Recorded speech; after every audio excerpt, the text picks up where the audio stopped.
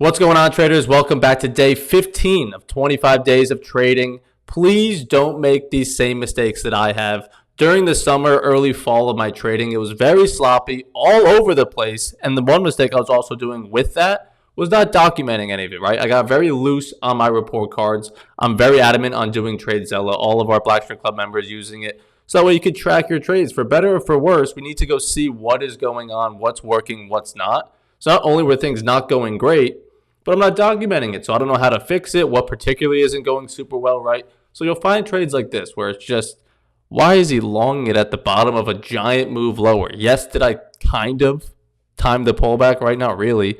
I longed it, trailed stop super tight. I mean, this is a giant move. I wouldn't sell it down there, but it's like, that's not the type of setup we want to be taking every day. Where you come in here, maybe I'll find a long, right? Bullish open, pull back to New York. It is a break of high day view up. It is a clean trending move on the 1 minute here, but I'm still breaking a rule on the left side of fighting the 15-minute trend and right into that overnight view up where I actually want to be seeing our lower high be set and we move back down, right? Bearish move, pull back, let's continue bearish. But I'm fighting the trend, right? So a little bit rushed, a little bit taking every single type of setup of trying to time the pullbacks, trying to break through some VWAPs. You'll see another one here. I'm just trading mid-range, right? A big move down at the open, and we're underneath this overnight view up, which is the black one from the changeover of day. This blue one is from 9:30 open. We break the open range low. Great. We're not chasing that. I teach all of that in my Futures 2.0 strategy, which these trades are not in because they're not good setups. But then we get a break above New York. We're holding it. We're holding it. Okay, we're going to move higher now. We're fighting the VWAP. One, we're in a very choppy sideways 15-minute opening range, right? There's no clear trend. And if anything, the trend is still bearish. Move down. This is our lower high because here's our pullback. Let's continue back down, right? So I'm fighting the overnight VWAP on a mid-range entry with no volume. But the stop loss makes sense. Not really the repeatable setup I want to be taking every day. Same thing here, fighting that 15-minute, super choppy 15-minute opening range has been set. It's now 10:54. It's 11 o'clock, been an hour and a half since the open, and we're still inside this range. And if you look on the left using that 15-minute, all of that chop at a support VWAP. A bullish open or bullish pre-market. The open comes in bearish. It's just creating our higher low for us to move back higher. So keeping in mind that bigger picture trend, right? This is why I use the 15-minute.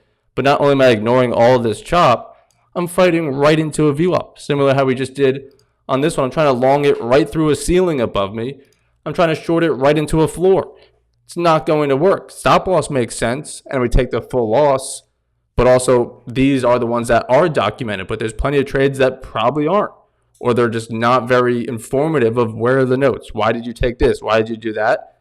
And also, if you're not journaling your trades, it's one thing to journal the markups. But why did I feel the need to take this setup, right? Why did I think this was a good setup? Whether I thought it was or not, what impelled me to want to get in? Why could I have avoided it, right? Okay, let's make a conscious note that I thought it was good, but I skipped the 15-minute. Write that down. I missed the 15-minute trend. I fought it.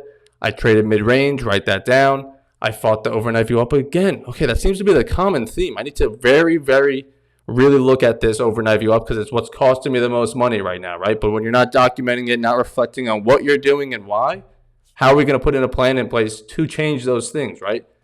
This one on a small break of a new low a day, small pullback, we're selling it at the low, like at the lowest price. I don't chase breakouts. My strategy is all pullback based at the VWAP for any of these plays. So I don't like that. The stop loss doesn't make sense. All of it, right? It's just rushed into the setup of we missed all this move. Let me get in now. Just for a return to the VWAP I actually should be selling it at and that my strategy would teach you. And I do get back in, thankfully, but to make it back rather than just be green, right? So just all over the place when it could just be nice and simple and easy. I know what I want to look at. Like I'm mentioning, Futures 2.0 is available for all of you. If you use code FIRST or the link down below, you get free access for a full month. You can check it out. If you like it, cool, rock with it, keep trading it. And then tune into the live streams where we take these concepts live every single day. But going through the update for it, because I added some new chapters, I looked at about 1 million markups, going through the best trades, the worst trades, what should I be doing, what shouldn't I be doing, and that instilled even more confidence and more clarity on what my best trades are, which is why we put them in the course, because this is what what's working the best. And I'm on a better hot streak than I ever had been when I was going poorly, right? But it's one thing to be going from bad to good. It's actually going great now because I've been back on my journaling, reviewing all the good setups, reminding myself what's the plan, what's the best setup, what are you ignoring, what are you not supposed to be taking. And I'm not acting on those impulses like I might have a few months ago, right? Moves down. You might have seen me take this low of day here, selling it at the lowest price, like that previous market we just went over. Not off a key level. Pull back a little bit closer to New York, then break it. All right, let's go trade back down to the lows. Clearly on a bearish day, we're not fighting the overnight VWAPs. We're not fighting that 15-minute trend, none of it, right? This one here. The equivalent of fighting VWAP would be, I don't know, selling it there, right into this black overnight when it's clearly still making these higher lows with higher highs on top. So I think it just comes down to what do you do best? What is making you the money? But more importantly, almost, what's costing you the money? This is making me money, but not sustainably, not consistently. It made me money today. That's not what's making me money. It's not what's making me money here. This is what's costing me money. Okay, let me focus on these. Let me ignore these, ignore that one. What do they all look like? Garbage. What do these look like? Higher highs and higher lows, all on one side of the VWAP. Pullbacks to this VWAP, right? I want to be long it off the bounce to catch the next leg of trend, not chasing a higher high of trend, chasing the highs up here, chasing the highs up here. Return to VWAP, give me a good opportunity so I can get a good stop loss below, and I'll trade it back in the direction of trend. And also, when you know what you're looking for and like believe it and actually know, like, I love this setup, I don't want to take other setups like I might have. I mean, I don't know why I'm taking any of these, right? Why would I take this when I know there's a better setup out there? Well, maybe I don't truly believe it, or I don't care, whatever the case may be. But when I'm seeing this move higher here, I don't want to chase it up here. I know I get way better odds, way better money if I just wait for the pullback. So why would I not want to do that? I'm going to do that. I'm going to wait. And I get rewarded for my patience because I know what's working best for me. So let me just wait for it, right? This is another clean example, like we were saying. The break above New York. I need my prices there, right? Or I should want my prices there because that's where my best plays are. All of it is broken down, like I said, on ASFX TV. You'll see the full strategy of where your stop goes, where you get in, where to get out, more importantly, I guess. But I want to get in at the VWAP. If we're away from it now, I missed the train. Let me wait for a pullback because this is a trending strategy, first of all. But also, I'm not chasing breakouts. I need to see a pullback and trade back to where we've already been, right? So the next higher high, right? Or if I'm long it down at this VWAP, any of these, right? Any of these candles will do. I'm just trying to get this price. There's no certain specific candle of, oh, that's the buy signal, or here's the buy signal. I want the price around this New York VWAP. Any of those, pick your poison. You should be long around here, right? And then it goes up to this high.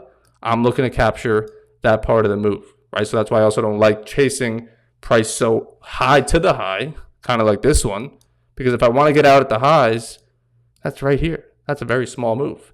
Now, of course, you can run it further and make more. But for the most part, if I can get a nice deep pullback, I like to trade back down to where we've already been. Like here, right? I'll get out when we're breaking for new lows.